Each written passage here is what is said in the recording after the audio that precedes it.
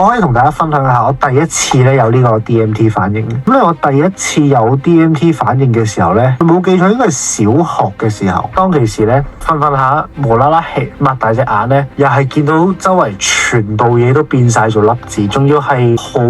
明顯，真係一粒粒。佢又唔係圓形，係唔固定嘅形狀，但係係一粒粒嘅粒子嚟嘅。嗰陣時我係完全冇接觸靈性啦，冇任何嘅spiritual 嘅體驗啦。嗰陣時啊咁啱咧，我又急尿喎，